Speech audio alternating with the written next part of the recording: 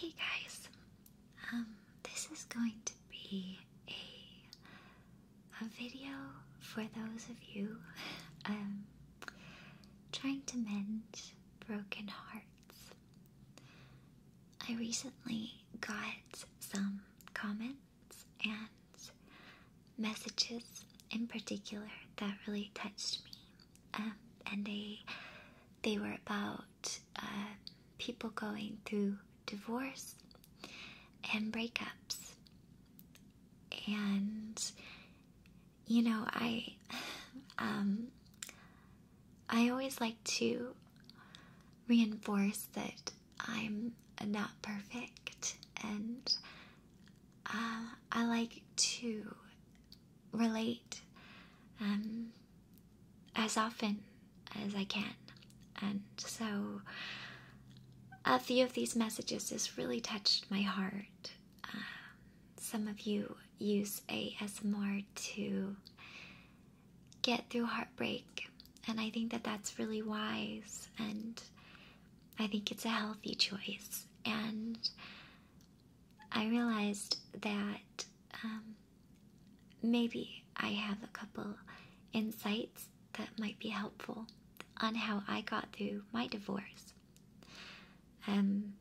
It may come as a surprise that I'm divorced. I don't think I've spoken of it very often, if at all. And I think that's because it's something that's really behind me. But at the same time, it doesn't mean that it sounds very nice, does it? It's hard to say I'm divorced. I've failed at a marriage, but that's how it feels. Or at least it's how it felt for a while.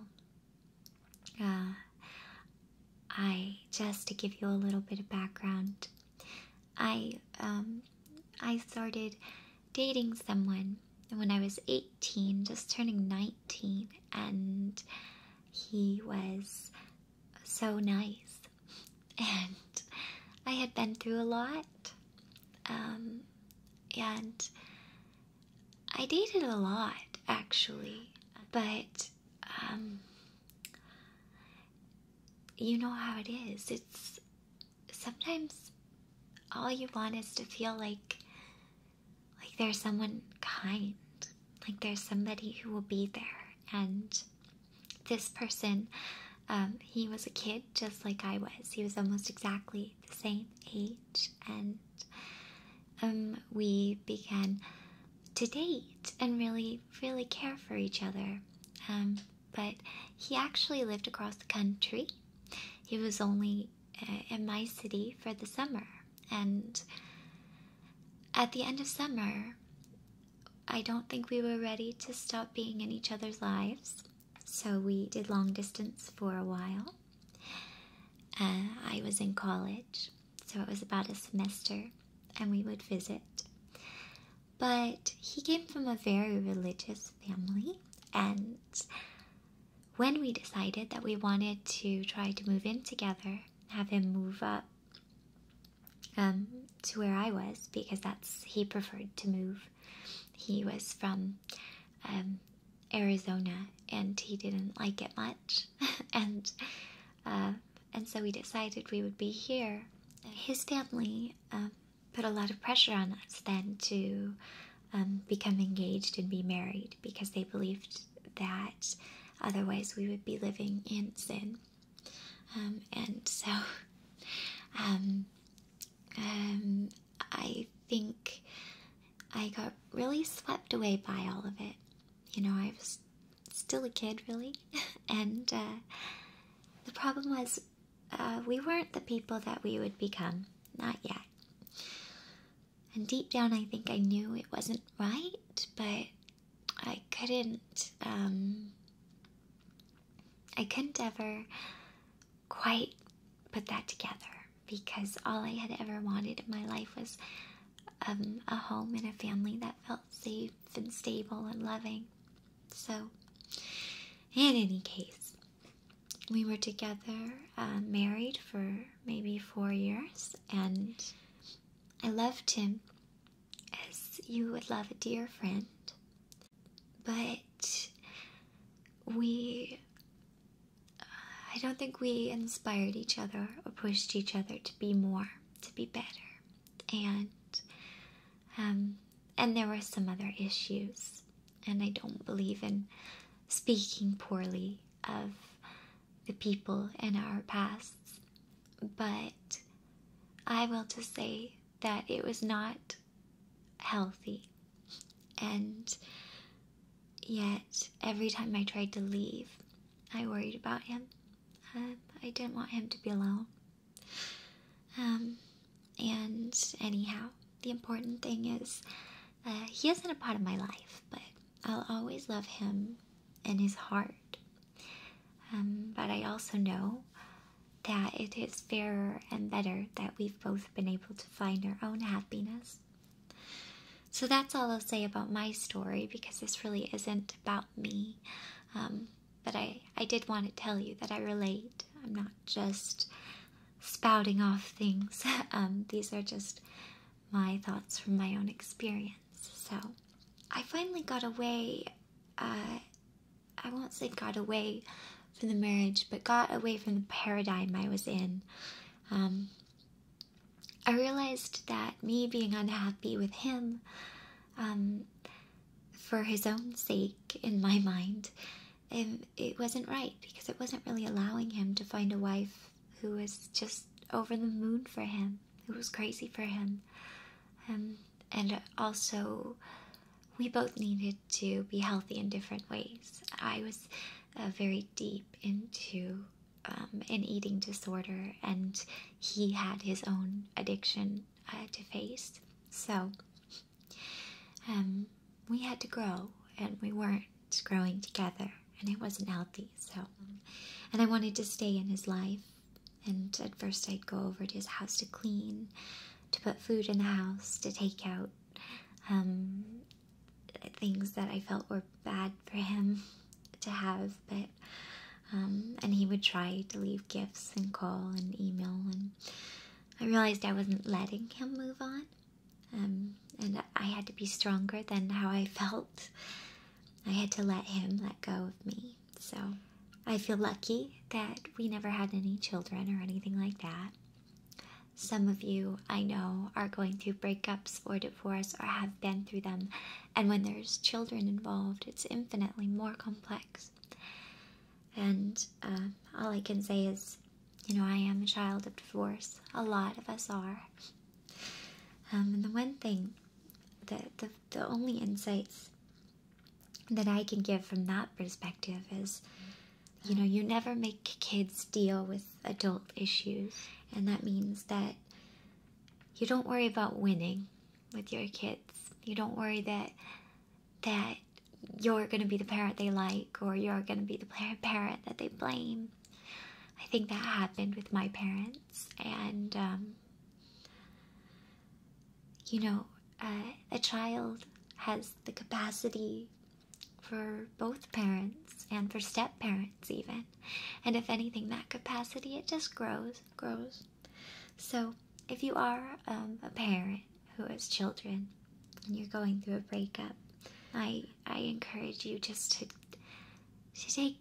take some faith that your child will love you and love you and love you and love you. So don't worry about winning them over. Don't worry about trying to explain everything in a way that will make you seem sympathetic, because they love you already, and you don't even have to try. You just have to love them too.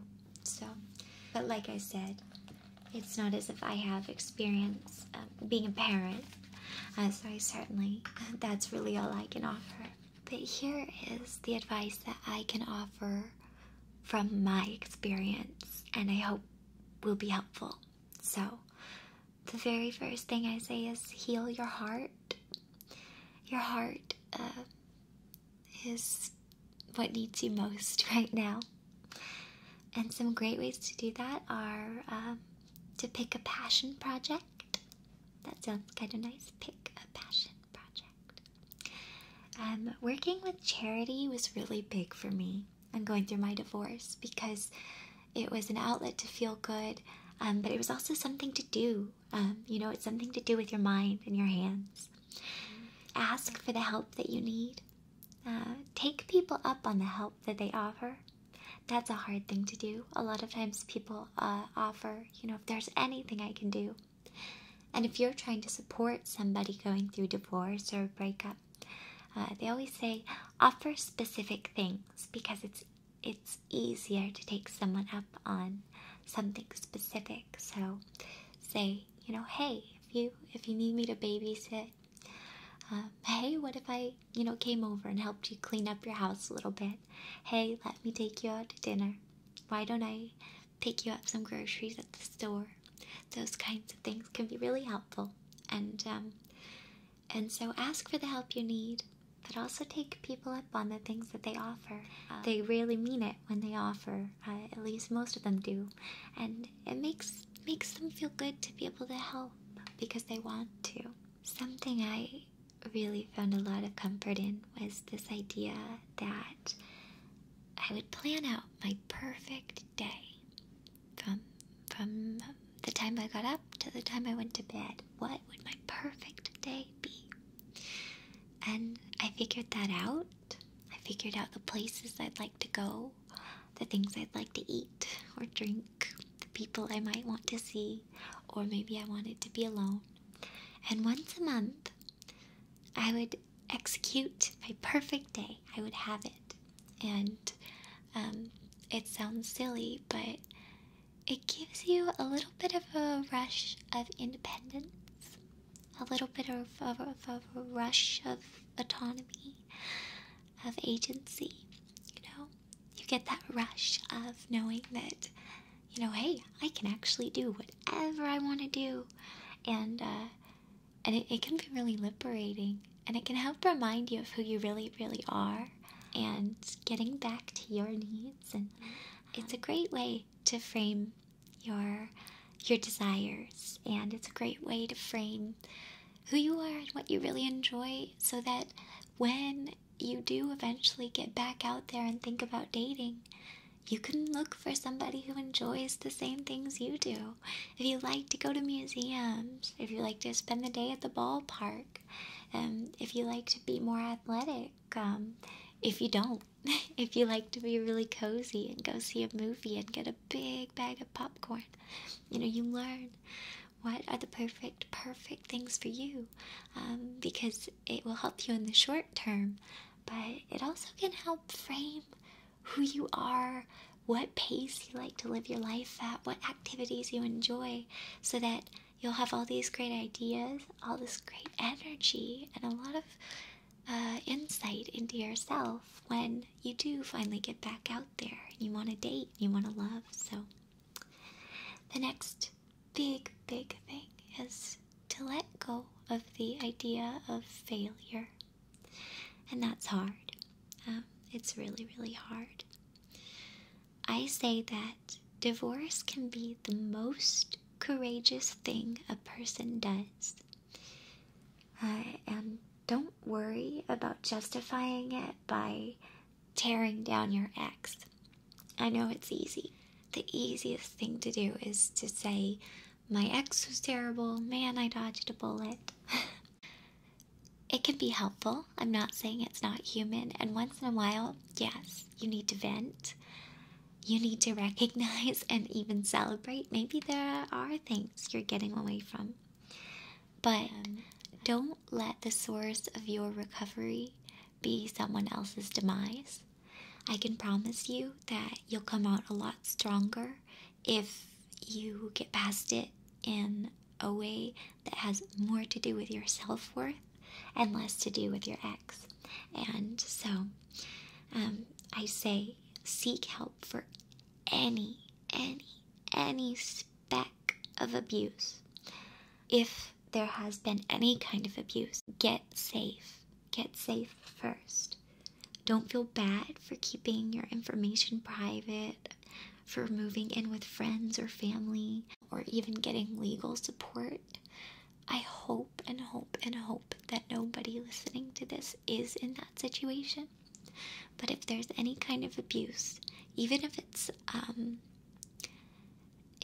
I've had a little experience and have known some people who have gone through breakups where the other person will try to manipulate and draw you back in and draw you back in and draw you back in, and that in and of itself can become quite abusive too. So whatever it is, just get safe and get help.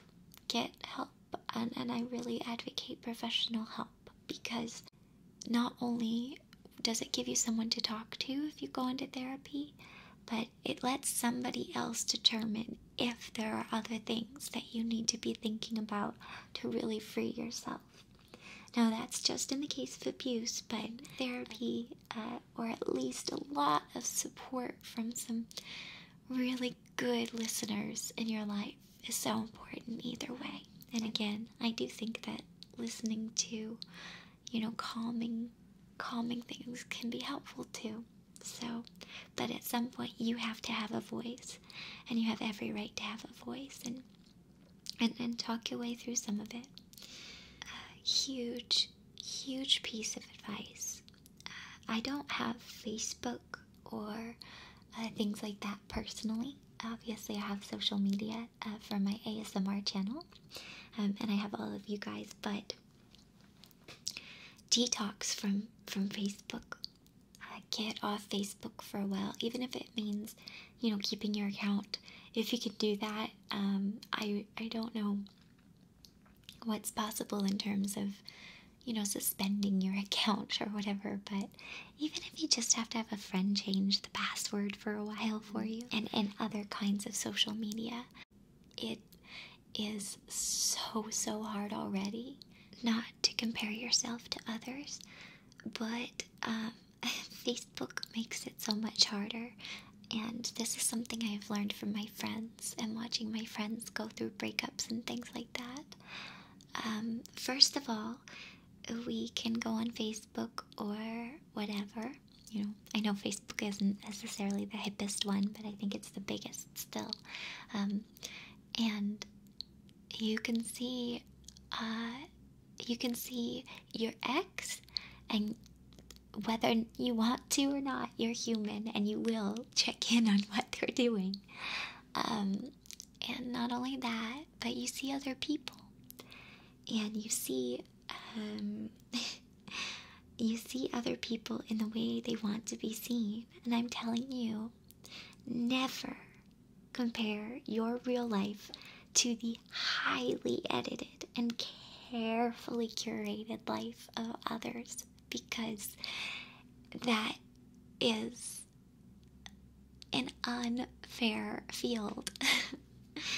Think about the things you post. If you have like a Facebook, if you have a Tumblr, you're posting probably the happy days or the happy parts of your days, It's really easy. I hear friends who I know who really are such impressive, wonderful people, and they talk about how they see other people on Facebook and think, how is this person always so perfect? Wow, where are they getting all the time to do this and that? How come everything goes so well for them? And it's like, that's just what they're choosing to, to put out there. So yeah, if you're looking on Facebook, first of all, even if you promise yourself you're not going to look at your ex and what they're doing and what they're saying and reading into it, you will. Or you'll see your ex interacting with friends. It's hard enough going through a divorce or a breakup and sort of figuring out your social landscape. That can be really, really, really hard. Most of the time you have friends as a couple, and how you deal with that takes a lot of strength to get through already. So, and on top of that, you don't need to see people's wedding pictures, or you don't need to see people's perfect little Valentine's Day dates or whatever. Not when you should just be focused on yourself for a while. So I recommend, just detox, and a great way to do that is just go to someone who you really trust and say, I need you to change my password, and you can give it to me in a month or 2 months or whatever it is, and hopefully that will help a little bit. I want to say that this is jumping a little. I always say that makeovers are the best part of the movie. I'm a sucker for a makeover scene, even if it's a bad movie. I mean, well, I don't know. I guess I don't watch a lot of super girly movies all the time, but if there's a makeover, I love it. So I say get hot. go get hot. Somebody is out there waiting to fall in love with you. And of course, I want to say they'll fall in love with your personality, but nothing feels better than feeling good about how you can present yourself. And I know that things in my divorce, I mean, my marriage was in such a bad place for so long that I had just let go of any confidence and esteem, and I was such a slob.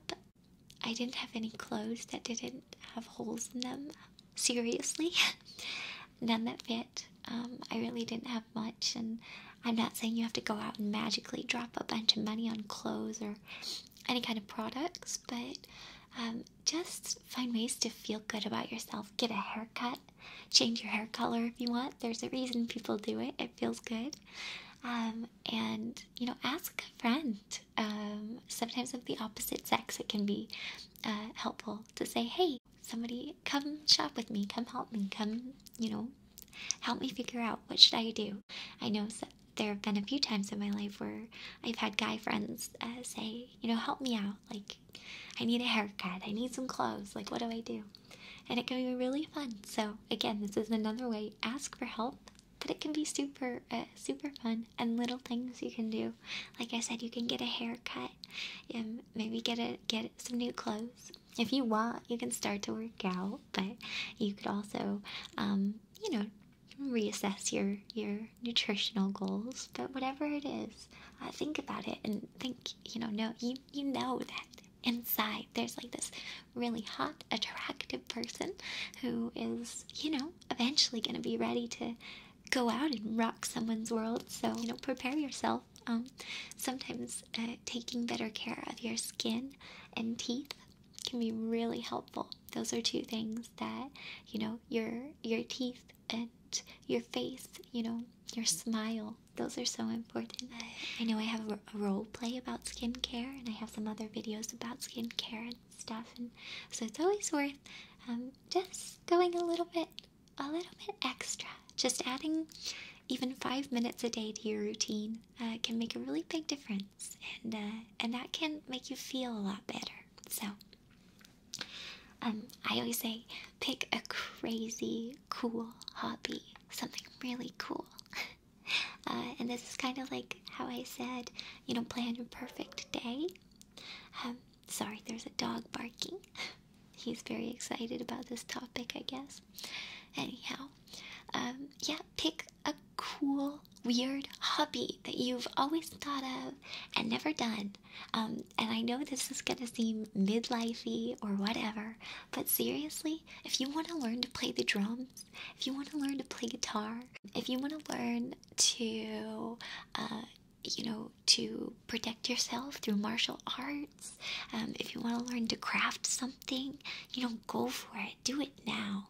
If you want to become a race car driver, you can seriously, there are schools like where you can learn, rally or karting, stuff like that. So do it. Pick something, horseback riding, something that you're gonna be not only be able to do, so it doesn't have to be something expensive. Sometimes some of those hobbies I mentioned can be, but there are plenty of things that you can get into with really not much cost, or things you can get back into that sometimes we let go of when we're married or in long-term relationships, especially if we're maybe not with the perfect partner.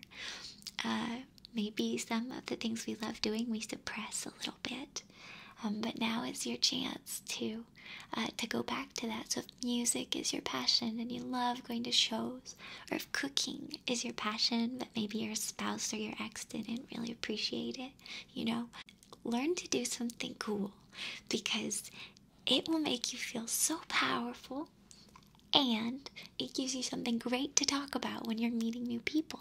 And again, it just reasserts that this is your life, and right now it's all about you. I don't care if that sounds cliche and selfish. It's you got this, and you now have this chance to do something cool. So go do it. Just do it. Finally, I want to tell you what's possible, at least in my opinion, because I will say, I think a lot of you probably think I am like a big, gushy romantic, and there was a long time in my life where I just kind of believed that, I don't know, I think when I was young, I just, I dated and dated all the time, and it was always just for fun. I was never serious, and in doing that, I encountered some people who were really not careful with my heart, and eventually some, actually really bad, I don't like to call people bad, but some bad guys. So the second I found someone who was kind, and to this day and forever I will say he is and was kind, at least at heart, and he always meant well, I know. There is actually more. There is somebody out there, and I'm not a fatalist. I don't believe in destiny. I don't believe everything happens for a reason, and everything's preordained, but I do believe in love and partnership.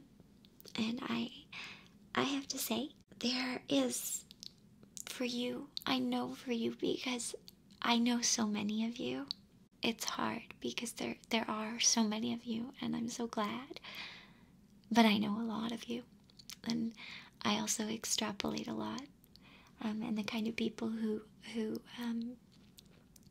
seem to come here and listen are people who want to grow, people who want to challenge themselves, people who love to listen, and also aren't afraid to share, and people who have really, let's just face it, I think around here we all have some really, really cool interests and hobbies, and I say that because I just think we have a lot in common, so it's a little self-centered. But I think we're a pretty cool group. We are. And all you have to do is look around in the comments, and I bet you'll hear voices and see comments that you can recognize and relate to. And so I encourage you to take faith in that. There are cool people, and there are people out there who not only share things in common, because yes, it's cool to have things in common, favorite movies, the kind of music you like, but at the end of the day, deep down, what matters is what you value, what you prioritize. And I think a lot of us around here prioritize comfort as much as we do discovery. And so that means that we love to be cozy, and we love to relax, and we also love to learn new things and sort of grow our worlds and our worldviews. And it can feel sometimes like there aren't that many people like that, but there's all of us. There's all of us. So there is, I know, partnership that inspires, challenges, and nurtures you. And after being married very young, and not ever really feeling like it was truly a marriage, I now believe in love more and more and more and more, infinitely more than I ever did. And it's hard for me not to get choked up, because I never ever thought somebody could love me and accept me and also make me without a word. I mean, my partner has never once told me to do anything. And yet I want to do everything to be the best I can be as a partner, but also as a person. And there's a couple of you out there, more than a couple actually. I know that there's couples who both watch my channel, and I'm thinking of a few of you in particular. And I love hearing your love stories. I love love stories that involve ASMR, that people both listen to it together. I think that's gorgeous. It's gorgeous. Anyway, so if I can believe in love, I hope that you can. Even if you feel like the weirdest, most peculiar person, or even if you feel like most people you meet are not the total package. You know, there's a couple things to keep in mind. One, it takes a while to get to know someone. And sometimes the coolest people, they hang back a little.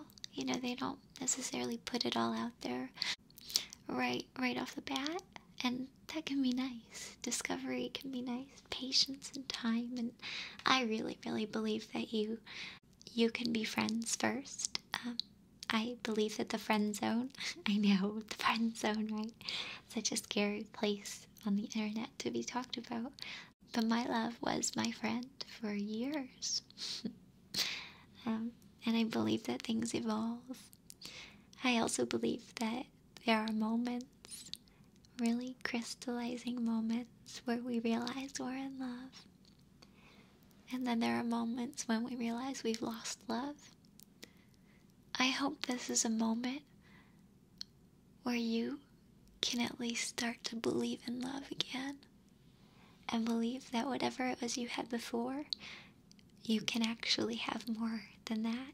Something even better. And until then, and even through then, and until, gosh, as long as I can imagine, I hope I can be here.